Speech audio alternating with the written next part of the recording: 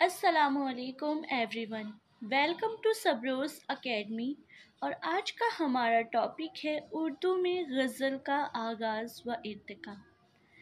Part 1 है section B poetry का। तो सबसे पहले गज़ल का फ़न देख लेंगे।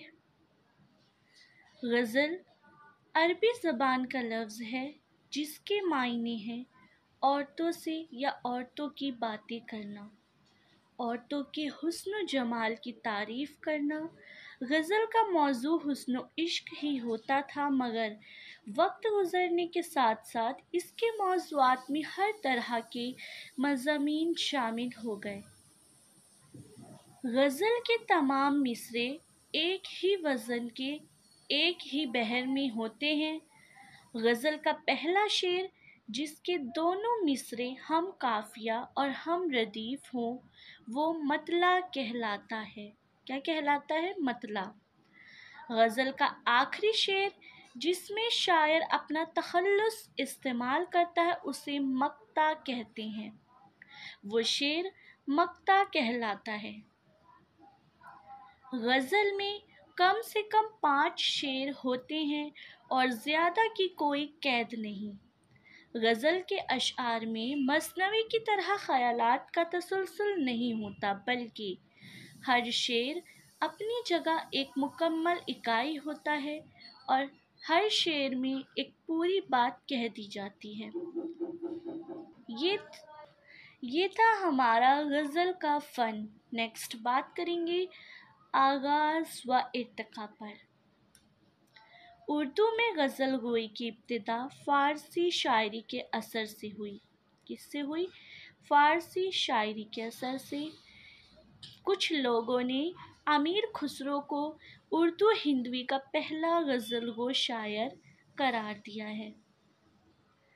अमीर खुसरो से मंसूब एक गज़ल बहुत मशहूर है जिसका एक मिसरा फ़ारसी और एक मिसरा उस वक्त की उर्दू ज़बान में है। आधा मिसरा फ़ारसी और आधा उर्दू में है। उर्दू का पहला साहिब दीवान शायर कुली कुतुब शाह को करार दिया गया है। कुली कुतुब शाह को। मसूद हुसैन रिजवी ने फ़ाइज़ को शमाली हिंद का पहला साहिब दीवान शायर बताया है। उर्दू शायरी की इब्तिदा शिमाली हिंद से हुई और उर्दू के पहले शायर मसूद सईद सुलेमान हैं। जैसा कि अमीर खुसरो ने गिरातुल कमाल में तहरीर किया, लेकिन इनके कलाम का कोई नमूना दस्तयाब नहीं है। अमीर खुसरो पहले ऐसे हिंदवी के शायर हैं जिनसे उर्दू हिंदवी कलाम मंसूब में है। वली तकनी जो उर्दू के पहले ऐसे बाकायदा गज़ल गो शायर हैं जिनके कलाम को बुनियाद बना के बाद के शुअरा ने गज़ल गोई की, यानी कि वली तकनी जो पहले बाकायदा गज़ल गो शायर हैं जिसके कलाम को बुनियाद बनाकर बाद के शुअरा ने गज़ल गोई की।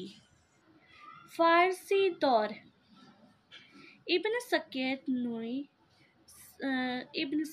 ने 9वीं सदी और